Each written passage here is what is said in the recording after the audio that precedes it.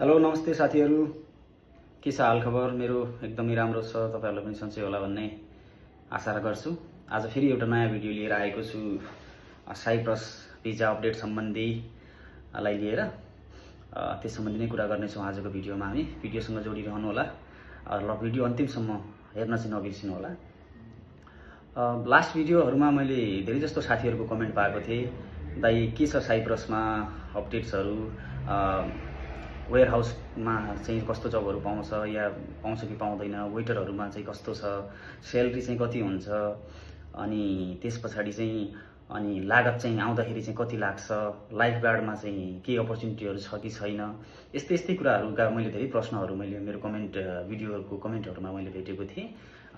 त्यसलाई लिएर एउटा यो भिडियो बनाउन गइराखेको छु। सुरुवात गर्छु म अब कुन डिपार्टमेन्टहरुमा यहाँ काम पाउँछ भन्ने हिसाबले।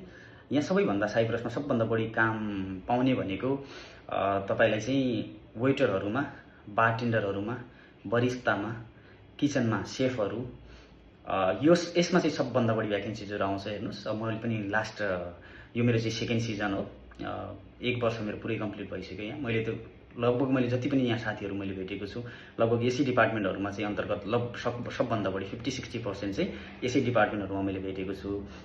यस पछाडि चाहिँ अब होटलकै अरु उसमा चाहिँ अब रिसेप्सनहरुमा, लाइफ गार्डमा, मेन्टेनेन्समा पनि भ्याकेन्सीजहरु धेरै राम्रो भ्याकेन्सीहरु आउँछ। अपार्ट फ्रम होटल भन्दा यदि बाहिरको कुरा गर्नुहुन्छ भने केयरटेकरहरुमा, होमको लागि केयरटेकरमा, अनि त्यसपछि तपाईको वेयर हाउसमा, अनि फ्याक्ट्री वर्करहरुमा, अनि फिल्ड वर्करहरुमा पनि एग्रिकल्चर डिपार्टमेन्टहरुमा पनि धेरै जस्तो भ्याकेन्सीहरु आइराख्छ। अब कुरा गरौँ स्यालेरीको।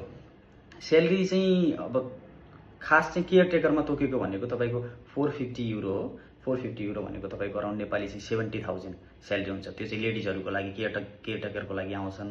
अनि नेपालबाट पनि स्यालेरी कम हुने भएकोले नेपालबाट आउँदाखेरि पनि साइप्रसमा केयरटेकरको जबमा आउँदाखेरि चाहिँ लागत पनि कम लाग्छ। हेर्नुस्, बढीमा 4 लाख 4.5 लाख रुपैयाँ नेपालबाट पनि म्यान पावरले त्यो लागत असुल्ने गर्छ। अब त्यसपछि कुरा गरौँ, अब यो होटल फिल्डमा अहिले जुन मैले भने वेटरमा, रिसेप्सनमा, अनि तपाईको किचनमा सेफहरु, अनि लिएर मेन्टेनेन्स, लाइफ गार्ड, अब होटलको अन्तर्गतमा जति पनि यो डिपार्टमेन्टहरु छ, यसमा चाहिँ बेसिक स्यालेरी तपाईको 750 देखि 800 युरो बेसिक स्यालेरी हुन्छ। त्यो भनेको नेपाली तपाईको 1,10,000 भन्दा माथि हो। त्यो भनेको मिनिमम हो।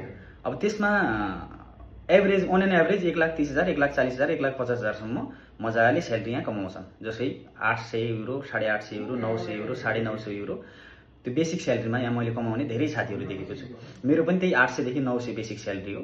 अब ओभरटाइम बाँकी टिपमा आफूमा भर पर्ने कुरा हो, आफ्नो डिपेन्ड हुने कुरा हो, कति आफू काम गर्न सकिन्छ, कम्पनीले कसरी ओभरटाइम दिन्छ या दिँदैन भन्नेमा पनि डिपेन्ड गर्छ।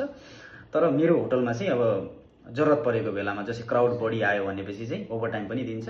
अनि ओभरटाइम हामी गर्दाखेरि चाहिँ अब त्यो अभियसली अब स्यालेरी इन्क्रिज भएर आउँछ। तपाईको 200 युरो, 300 युरो भन्ने पनि नेपालको 40-50 हजार ओभरटाइममा पीक सिजनको बेला फेरि त्यो पुरै सालभरि नै चल्ने हैन त्यसरी। अब तपाईको मेन पीक सिजन भनेको तपाईको जुन, जुलाई, अगस्त यो 3 महिना चाहिँ साइप्रसमा होटल फिल्डमा चाहिँ पर्यटकहरु, टुरिस्टहरु एकदमै बढी आउने भएकोले गर्दा एकदमै प्याक्ड हुन्छ। प्याक्ड भएपछि ओभरटाइम दिने हो। अब कम्पनीले पनि उलाई पनि आफ्नो जरुरतको हिसाबले ओभरटाइम दिने हो नि त।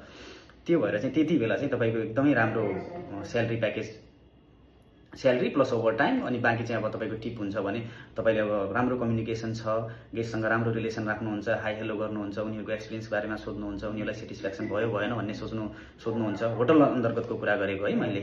भनेपछि चाहिँ तपाईको राम्रो प्याकेज जान्छ, टिप पनि आउने हुनाले त्यसले आफ्नो खर्च तानिहाल्छ। अब यसपछि कुरा गरौँ लागतको। नेपालबाट कति लागत लाग्छ? मैले जसै अघि नै भनिसके तपाईको केयरटेकर जबको लागि यहाँ पनि स्यालेरी कम हुने भएकोले गर्दा उताको म्यान पावरले चाहिँ तपाईको बढीमा 4-4.5 लाख, बढीमा 5 लाख लिन्छ होला त्यहाँबाट चाहिँ। अनि तर अब यो अरु फिल्डमा आयो जहाँ 800 देखि 900 युरो तपाई कमाउनुहुन्छ, नेपालको 1,20,000, 1,30,000 मन्थली कमाउनुहुन्छ भने तपाईले चाहिँ बढीमा नेपालमा चाहिँ 8 लाख 8.5 लाख सम्म चाहिँ तपाईले चार्ज गर्छ। अहिलेको सिनेरियोमा मैले आउँदाखेरि मैले 7.5 लाख तिरेको 1 वर्ष पहिला। अब त्यो इन्क्रिज हुँदै गइरहेको छ, किनभने अब सालैपिच्छे तपाईको डिमान्ड बढ्दै जान्छ। जुन देशको लागि डिमान्ड बढ्दै गयो त्यसको त्यसले भ्यालु बढाउँदै जाने हो नेपालको म्यान पावरहरुले। अनि अब फेरि सेन्जेन हुने कुरा पनि आइरहेको छ। त्यो भएर अब सेन्जेन यदि हुन लाग्दाखेरि या भइसक्यो भनेपछि तपाईको फेरि धेरै भ्यालु इन्क्रिज गर्ने गर्छ। त्यो भएर तपाई साइप्रस आउने सोच्दै हुनुहुन्छ भने तपाईँले अहिले नै प्रोसेस गर्दा राम्रो, किनकि अहिले एकदम पिक सिजन पनि छ। तपाईँको यदि भिजा प्रोसेसमा राम्ररी म्यान पावरले हाल्यो भने तपाईँको 1 देखि 2 महिनाभित्र भिजा आउँछ। हेर्नुहोस्, धेरै समय पनि लाग्दैन। साइप्रसमा अरू युरोपियन कन्ट्री जस्तो 6 महिना लाग्ने, 7 महिना लाग्ने त्यस्तो पनि हुँदैन। 1 देखि 2 महिनाभित्र। त्यो डिपेन्ड पनि गर्छ म्यान पावर अनुसारले। अब कुनै म्यान पावरले अब प्रोसेस यदि चाँडो गराइदेला, कसैले ढिला गराइदेला। अनि तपाईँ डिपोजिटको कुरा गर्नुहुन्छ भने कुनै कन्सल्टेन्ट या कुनै एउटा व्यक्तिले दिने होइन, तपाईँले एडभान्स तपाईँले म्यान पावरलाई दिने हो विथ लिखित। उहाँ चाहिँ रिटर्नमा उसले आफ्नो रेकर्ड राख्ने हिसाबले उसले यदि एडभान्स तपाईँबाट लिन्छ भने तपाईँले त्यस्तो ठाउँमा दिन नहिचकिचाउनु होला, किनभने उसले चाहिँ त्यो प्रोसेस बापत तपाईँ पछि गएर साइड लाग्दिनँ या होइन म जाँदैन भनेर भनिदियो भने त उसको प्रोसेस अगाडि बढिसकेको हुन्छ नि त, उसलाई पनि गाह्रो हुन्छ म्यान पावरलाई। त्यही भएर उसले एडभान्स रिजर्भमा राख्ने हो, सेफ्टीको लागि राख्ने हो क्या। अनि तपाईँले चाहिँ एउटा व्यक्तिलाई चाहिँ बाहिर आएर कुनै ल मलाई यहाँ एडभान्स दिनुहोस् भनेर कुनै बाहिर होटलमा बोलाएर या कुनै एउटा पार्कमा बोलाएर त्यसरी तपाईँले एडभान्स दिने होइन। त्यसमा चाहिँ एकदम क्लियर रहनु होला। अब मैले चाहिँ सकेसम्म तपाईँहरूलाई चाहिँ यो विषयमा चाहिँ अवेर गर्ने हिसाबले यो भिडियो बनाइराखेको हो। अनि यस्तै युजफुल भिडियोजहरू म बनाइराख्नेछु। तपाईँहरू पनि अब जिज्ञासा दिनु होला, कमेन्ट बक्समा आउनु होला। अनि त्यहाँ चाहिँ तपाईँलाई लागेका प्रश्नहरू त्यहाँ कमेन्ट गर्नु होला। म इभन हरेक कमेन्टको म रिप्लाई गर्ने कोसिस गर्छु। आफू बिजी रहँदा पनि आज मेरो छुट्टीको दिन थियो। आज म आफ्नो आफन्तलाई भेट्न एउटा अलग ठाउँमा आएको छु। त्यो भएर एउटा फ्री समय मिलाएर मैले यो भिडियो बनाएको छु। सब्सक्राइब गर्न नबिर्सिनु होला, साथीहरूलाई सेयर गर्नुहोस्। कोही साइप्रसको विषय सम्बन्धी, यताउताको सम्बन्धी एउटा जिज्ञासा राख्नुभएको साथीहरूलाई चाहिँ भिडियो सेयर गर्नु होला, लाइक गर्नु होला, कमेन्ट गर्नु होला भन्दै आगामी भिडियोमा फेरि भेट्ने प्रमिस गर्दै अहिलेलाई बिदा हुन्छु। Thank you so much. See you, bye bye, नमस्ते।